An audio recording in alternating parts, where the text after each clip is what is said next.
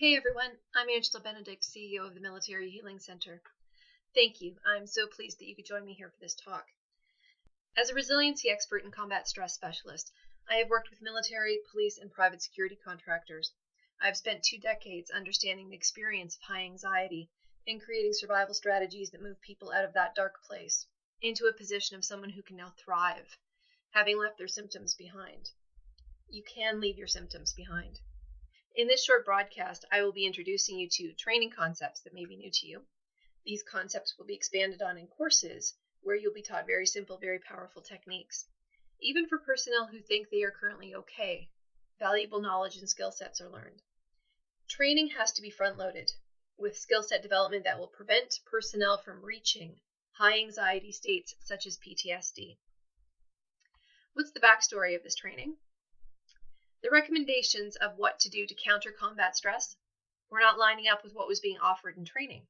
So job one for me was to create a quick fix that was easily deployable. The MBV program is a deployable training program that teaches the top 3 dial-down techniques as recommended by the U.S. military. When I designed the MBV program, I knew it had to meet a specific success criteria. It had to be cost-effective and not a burden for personnel. It had to be discreet. With this program, no one knows that you're using it. To the observer, you're just listening to your iPod, to your laptop. It had to get to personnel wherever they were deployed and be accessible worldwide. So wherever they pick up their email, they have access to the MBV program. The training exercises easily had to integrate into existing health regimes and complement what personnel may already be doing. By the time personnel usually ask for help, they've already waited too long. With the MBV program, they received the program in a matter of hours. No long wait time for support. Everything needed is in the program and works with their personal listening device. No additional equipment or training is required to learn these basics. It's easy to learn and it takes less than an hour from start to stop. This program was tested with frontline officers in the field to make sure it worked for them. Narcotics, SWAT teams, crimes against children divisions, really stressful roles. Many of the officers were former military. I said, listen to this once a week for 4 weeks and tell me what you think. The results were incredible. 84% saw an increase in sleep quality. 68% saw an increase in length of sleep. 72% saw a decrease in the number of times they were waking up. 92% said it was easier to get to sleep. 84% said sleep is more restful. Incredible results in a short amount of time. 76% saw energy levels improve. 92% said their relaxation had increased. 92% saw general improvement in their overall mood. 76% said interactions with others had improved. Several officers said they thought I had just saved their marriages. Primarily, I wanted the MBV program, which stands for Meditations, Breathing Techniques, and Visualizations, which are the top 3 recommendations, to help personnel with insomnia and to help regulate their sleep. It is the worst when you can't sleep. You are broken when your sleep is broken. But the results of the field test showed improvement across physical, mental, emotional, and social domains. For full stats, go to the MHC website or check out my LinkedIn profile. TTSCT, Tactical Trauma Self-Care Training, is an extension of the MBV program. This is a whole new kind of survival training. I have streamlined MHC training even more with Performance Intelligence, the PI course, the Combat Stress Recovery Program, which adds combat stress specific and transitioning modules to the PI course, and 5-aspect warrior training, which integrates the emotional domain, relationships, and leadership. So MHC training has a basic philosophy. Every soldier must have dial-down strategies prior to high-stress events and have integrated these strategies into their performance-oriented routines as they would physical development strategies such as weight training. Resiliency strategies are performance enhancers, and they need to be treated as seriously as physical fitness. To be resilient, you have to have a particular mindset and particular skill sets. I help you to learn both and leverage what you already know in new ways, creating new competency levels and confidence levels. You need both. That leads to higher levels of operational effectiveness. Where is your baseline really at? What do you know you need to improve on? We need standards and baselines to be constant to get great performance. Some things you can do to get started. Breathing techniques. In and out is really important. Do you hold your breath? Breathe shallowly. Even if you are not a runner, don't do yoga or sing. which I'll train you to breathe properly, just being aware of your breath is critical to ensuring you are actually getting enough to clean out and fuel your body. So at stoplights, in the shower, at your desk, take 3 to 5 minutes and breathe. Do black smoke, which you will learn from me during training. Do combat breathing, in for a count of 4, hold and out for a count of 4. Put your hand on your belly to remind yourself to let your breath sink. Good breathing needs to be how you normally breathe, not just when you're steadying yourself to take a shot. Breathing is a way to relax. Hold your fist out in front of you. Now clench your fist tightly. Release and maintain the fist. Now open your fist and relax your hand. Make the fist again. Clench your fist. Release and maintain the fist. This is where most people's normal is, a state of general muscle tension. This drains us of energy. It's not the same as being relaxed. You can drop your hand now. Many people believe they are relaxed when they are in fact in a state of normalized tension. Learning how to fully relax allows your body to truly recalibrate and heal. Being in a state of peace is incredibly important for warriors who find themselves in hyper-vigilant awareness often. Tense, really tense. Relax, really. We will work on this in class. Sleep. When your sleep is broken, your life is full of turmoil and desperation. That's the energy of sleep deprivation, starvation. When your sleep is solid and consistent, everything is easier. The United States Marine Corps says that more than 48 hours of sleep deprivation means you are militarily ineffective. 5 to 7 days of broken sleep is the equivalent of 2 days total sleep deprivation. Sleep management is a combat multiplier. Insomnia is a major element of high anxiety experiences. Learning how to maintain a good sleep practice as your baseline is incredibly important. We talk about ways to improve sleep in class. Also, this is the primary result of the MBV program, better sleep. Food. Are you eating real food or plastic food? Are you eating too much or too little? How many superfoods do you know of and are including in your diet? Are you eating at the right times of day and keeping your hormones and blood sugar level? How can you simplify and clean up your eating habits so that you're giving your body the fuel it needs, even during shift work? Deployed conditions are not normal and you have to adjust, but what about the rest of the time? Eating well is a standard health practice that most people know now, but during recovery, everything is amplified. So the basics become even more critical. Putting stress on a body that's trying to heal itself by shoveling in food that won't help it is counterproductive. Food needs to be thought of as medicine, and your entire ingestion process needs to be reviewed. What else are you ingesting from your environment, from the people who are around you, in the media and the programming that you're absorbing? How much of this is negative and has a negative effect on you? How much is soothing and has a positive effect on you? We are acutely aware of the issue of homelessness affecting our veterans worldwide. What about active duty personnel?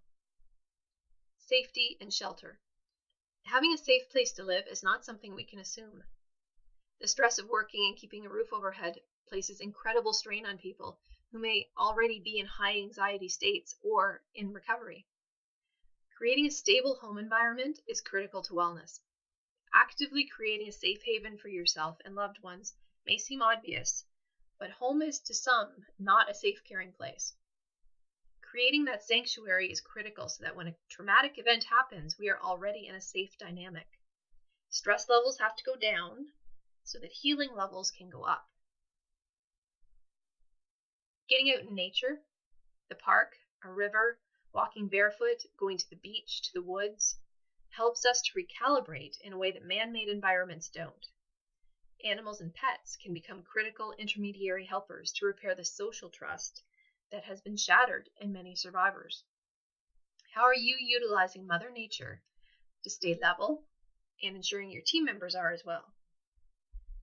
Movement. Most people in recovery should not attempt high-intensity workouts. Moderation and recognizing good days from not so good days, where rest is more important than the workout, is the better option. However, movement is critical. A gentle walk for 15 minutes every day will do more than a hard workout that leads to exhaustion of an already depleted system that takes days to recover from. Movement also needs to include leaving the house regularly, maintaining routines, meeting friends and keeping in touch, and generally avoiding stagnation. Stay in the flow. Don't allow yourself to become isolated. This becomes a much larger issue after a traumatic event when social trust may be damaged. Simplify. Trauma amplifies. Fatigue is a major component. Keeping your life simple and uncluttered becomes all that more important. Your mind uncluttered, your home uncluttered, your relationships uncluttered, your diet uncluttered. Your body cannot stand extra stress when it's trying to heal. Maintaining simplicity is important to wellness. This becomes critical after trauma when there is no extra energy. Let's talk about your body, especially those incredible little glands called the adrenals, part of a system that regulates all of the hormones in your body. Only quite recently has science come to understand just how important our endocrine system is to the overall successful function of our body. When our adrenals are exhausted from being overused, which happens in chronic stress, it feels awful and it takes a long time to heal. The solution? Don't get there in the first place. Take precautions now to ensure that you're protecting yourself from what could be a long road back in recovery. We'll talk more about this in class, but understand adrenal fatigue is a significant factor in combat stress. Why spend time reviewing these basics? Because many people still aren't doing these things to create a positive baseline of health. If you're in a state of weakness when trauma hits, you are that much farther behind when you start your recovery. You are that much more undermined. If you stay ready, you don't have to get ready. Stay ready. If you can't do this stuff when you walk out the door after class, we've both wasted our time. That's not going to happen. You get lots of say in this training, including being able to ask questions and do exercises that drill the concepts and processes until you know it. Confidence and competence are not the same thing. They reinforce each other. You need both. Confidence is mindset and belief. Competence is knowledge and skills.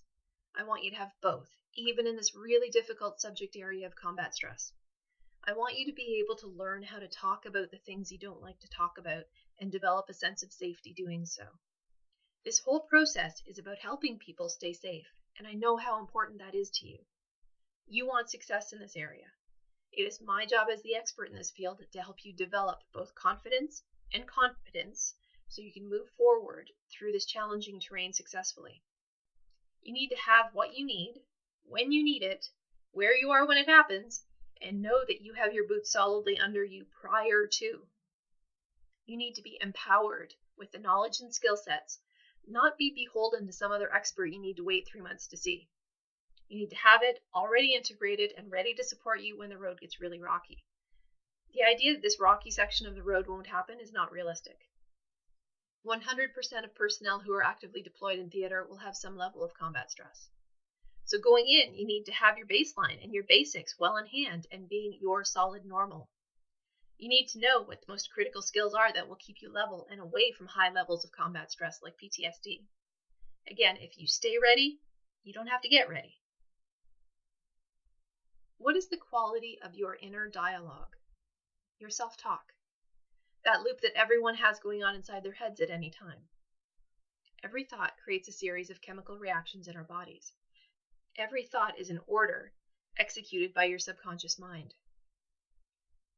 Your mind is really two minds, conscious and subconscious. Most people are not using the incredible mechanisms of their mind on purpose. The conscious part of your mind is much smaller than the subconscious, just like the bridge is a fraction of the size of the whole battleship. Imagine that your conscious mind is your captain, and your subconscious mind is your crew. An order is a thought. Every thought you have is executed to some degree by your subconscious. But the most consistent thoughts are what we really see as outcomes in our lives. If our captain is not giving good orders, or if a person is not consciously making good decisions that will command their ship in the direction it needs to go, either not much distance is covered and stagnation occurs, or the crew start working with what it has, material from the past. You have a fantastic crew. They execute every order you give and forget nothing. They work tirelessly.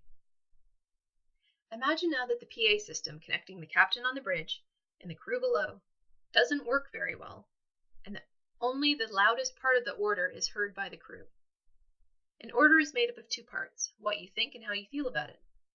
The captain needs to be sure that what he says and how he feels about it are in alignment, or what he feels will be the message that reaches the crew as it is the loudest part of the order. The mind-body connection is hugely powerful. Learn how to use this inherent mechanism that is always at work inside of you to your advantage. Studies show that the information coming into the mind does not have to be in real time or real to be believed and acted on. This is the underlying philosophy of mental rehearsal or visualization. Our thoughts initiate chemical processes, muscle reactions, emotional responses. Inner engineering is paying attention to the inner workings of ourselves and intentionally using the mechanisms within to purposefully manage our thoughts and emotions.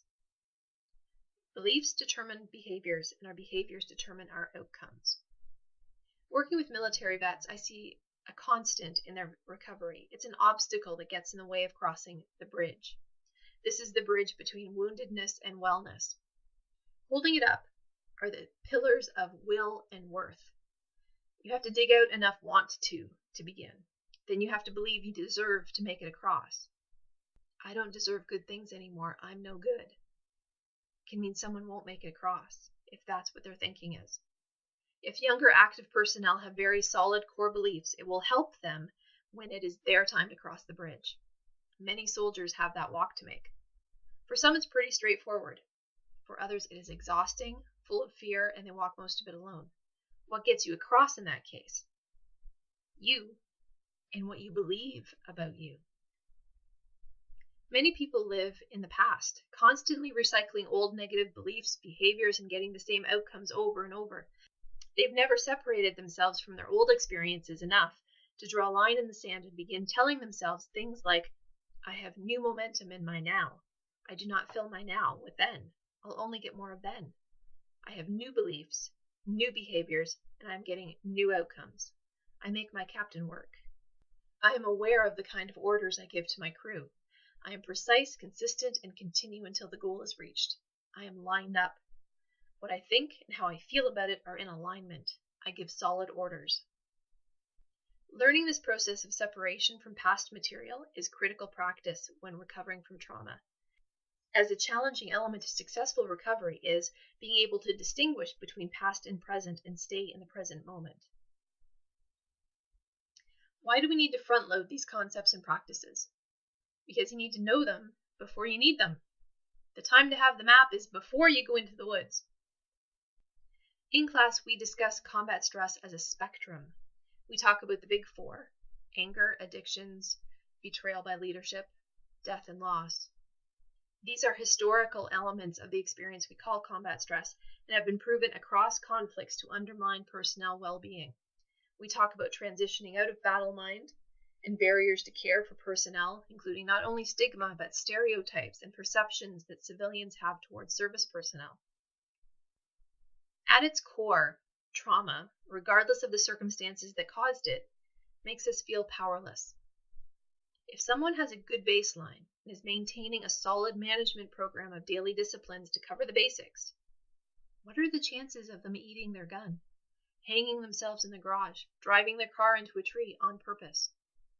I mean, that's the brass tacks of this, isn't it? That is what we're trying to mitigate through all of this, right? Suicides are a tip of the iceberg indicator. What are the numbers we can work with? 100% of deployed personnel will have some level of combat stress. 35% of that deployed population will have high anxiety, including PTSD. That's out of U.S. military field manuals. As of 2013, the U.S. DoD stated that one active personnel suicides every 25 hours. If you work with a deployed force of 155,000 at any time as an example, those are big numbers of people who are in the red. That's where the watermark ends. My concern has always been, what about the people under the watermark? They are orange, but no one's likely looking, and they probably aren't saying. They may not be concerned with their PTSD as much as they're concerned with their PPP, preserving promotional prospects. If we flip this iceberg the other way around, it would be a more accurate picture of the current problem. The organization is balanced on what we hope is a healthy minority, but they won't be for long if they don't get help because it's too big to hold up by themselves.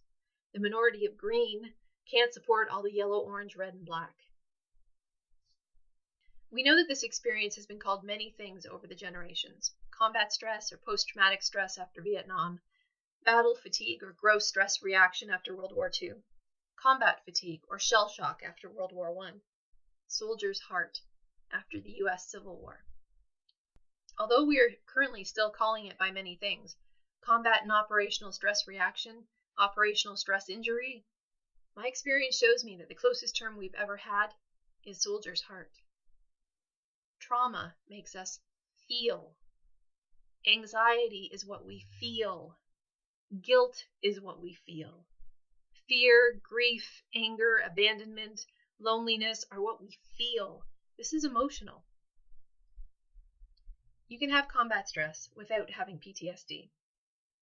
PTSD in the case of military and first responders is PDSD, prolonged duress stress disorder, or complex PTSD. Imagine someone is involved in a car accident. It is one isolated event. The resulting emotional reaction to that event we have called simple PTSD, or just PTSD. Now imagine someone has grown up in a really dysfunctional, abusive family system. There isn't just one event. There may be thousands of small, medium, and large events. There are no clear boundaries around each event the person has experienced, and it feels like one big mess. That's complex PTSD. Due to the nature of the work that military, law enforcement, first responders, and security personnel do, you are much more likely to have a version of complex PTSD. But PTSD has specific clusters of symptoms, and it is not helpful or accurate to say that everyone who deploys to theater will have all of the clusters. That's why combat stress is a spectrum. It has a lot in it at any time. Sleep deprivation symptoms, adrenal fatigue symptoms, anger stemming from family situations, low-grade anxiety, high-grade anxiety, that then begins to cluster and become so amplified, personnel can't sleep at all. Are oversensitized to light, sound, people. That's the hyperarousal cluster. They start avoiding anything that may make them feel worse or create a reaction in other people.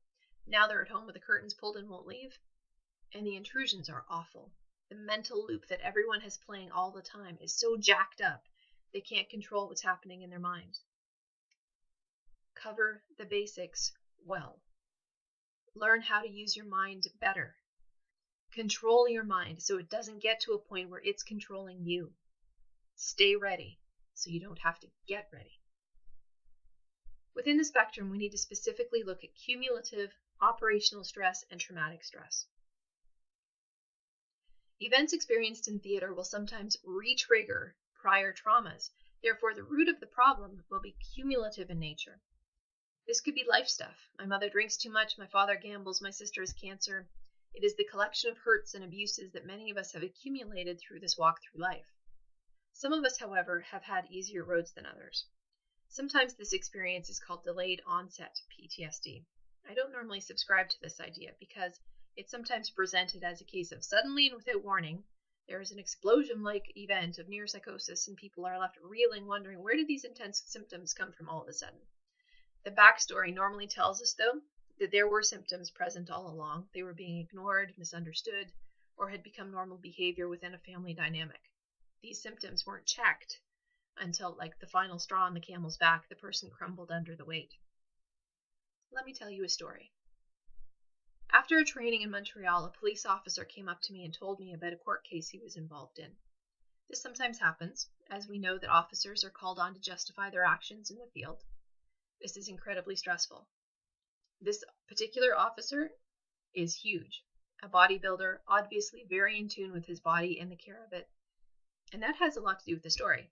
You see, the day his lawyer came to him to tell him he had been cleared, the officer felt himself relax greatly, and he scared himself really badly. He hadn't realized until he felt the stress leaving his body that he had been holding that much to begin with. It had creeped up on him, and he hadn't noticed. This is how cumulative stress works. You've likely heard of this experiment. If you heat a container of water to boiling and drop a frog in the water, the frog immediately recognizes that the water is too hot and jumps out. But if you put the frog in the container first and gradually heat the container, the frog will boil to death. Cumulative stress is no joke. How do we make sure that we're not collecting this stress? Learn how to integrate stress reduction skill sets and use them well and often before major events occur. Daily practice keeps the levels low. Do this on good days so that you know what to do and are not already maxed out when bad days happen. You're not exactly the same as other people. People who choose security professions generally have a very strong protect and provide instinct. You are the guardians, the sentinels.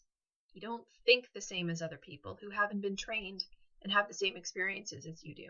So this is where operational stress can start because of what you have to do, see, smell, hear, walk through, go without, put up with. Your attitudes, perceptions, and tolerance levels may not line up well with others. And given all that, there will be days when it's hard to keep your stick on the ice. I'm Canadian. Hockey's part of the language. Parlez-vous hockey? Workload, random interruptions, unclear priorities, lack of direction, no enforcement of policies, not being informed of changes, no appreciation, scare tactics, lack of communication. These can be common across sectors, but there are specifics in law enforcement and the military, aren't there? Sleep deprivation, austere living conditions, blood and dismemberment, example, attending accidents, reoccurring loss, homes, friends, catastrophic injury, trust, compassion fatigue, constant threat of conflict or death, threat of landmines and booby traps, close contact with dead people and the severely injured, cultural issues, including attitudes towards women in different cultures, separation and home issues, risk of disease, including HIV, threat of exposure to toxic agents, mission problems and incompetence leading to death or injury, rules of engagement. There's also poor decision-making by leadership and failure to make a decision, infighting on teams, communication breakdowns, weather and altitude, logistical problems, training deficiencies, training accidents, and many other operational level issues. It cannot ever be overstated how important leadership is in countering operational level stress. Leadership and unit cohesion plus effective training are everything in maintaining operational effectiveness and countering operational stress. Everything. Many of you will have read Jonathan Shea's landmark works, Odysseus in America, Achilles in Vietnam, and know he's an anchor in the field of recovery work with veterans. He and I agree, better military practices, not mental health programming. Training, training, training. If you think about combat stress as having three columns, the first is cumulative stress, the second is operational stress, and the third is traumatic stress. Obviously, there's going to be overlap, but it makes it easier to understand to break out the spectrum into three more easily understood parts. Traumatic stress is a reaction to a deeply shocking and disturbing experience. Trauma at its core will leave someone feeling powerless. Recovery is about reclaiming power. For trauma survivors, for at least a while, their wound will be the center of their identity. This center of identity needs to change to an identity of wellness, autonomy, self-sufficiency. Symptoms are indicators. Something's out of balance. Like the lights in the dashboard of your car, when they come on, your attention is directed to the information they represent. Check the engine, check the oil, something's not right. Suppression of emotions leads to depression. It takes a great deal of energy to maintain anxiety, anger, grief, and then to pretend that you're okay. Some physical indicators are simply letting you know you've been suppressing your emotions instead of listening to them. Trauma is depleting. Feeling powerless is depleting. And because it is, we have to manage our expectations. Structure is really important in recovery. One thing each day. What is the most powerful thing you can do today? Just one. It could be having a shower. It could be calling a friend for a ride. It could be grocery shopping. It could be getting up for work. It could be not having that drink. It could be going to bed early. It could be taking out the garbage. Just do one thing. Keep doing one thing. Then do the next one thing. People think that trauma begins with an event, but it is more accurate to say it begins with how we perceive the event and assign meaning to it. What we believed before about ourselves and the world is also part of the trauma experience. Trauma creates very powerful limiting beliefs and even defense mechanisms as coping strategies. Healing makes you give them up, and they are rarely willing to go easily. So a transition has to occur between surviving and thriving. This can be tough territory, where training helps to get through it. Trauma causes you to see yourself differently than you did. Successful recovery will require you to change the way you think about yourself again. Core beliefs control 100% of our behaviors. They are dominant convictions about how you see yourself and others in the world. When you change your beliefs, you change who you are, because you change how you behave and respond to stimuli. It's easy to fight against your own trauma, the past, the memories, the symptomatic state you're in now. But when you fight against it and you hate this version of you, you use valuable energy in a counterproductive way. Acknowledging the facts of the situation is not submission. Accepting it is the first step to deciding what you're going to do about it. That's where the fight needs to be. Trauma creates powerlessness. Powerfulness is the antidote. When you're in class, we'll talk more about PTSD clusters, such as intrusions and how to counter them. We talk about the big four. We spend time talking about anger and how to counter it. We spend a lot of time in the course talking about operational stress, because that is where the most significant change can happen and has to happen. And through small group work and specific tasking, you get to have your say on very critical issues. You will leave with new strategies to put in place. Could you help me with something? Could you tell one colleague to listen to this talk? I know developing this knowledge base and these skill sets are important to you because you want to be well and you want to do your job well. And you want everyone around you to be well and do their job well. My role is to help you expand the tactics, techniques, and protocols that you have at your disposal. I am so pleased that you could join me for this talk, and I hope to see you in person sometime soon. Stay safe. Be well. See you soon.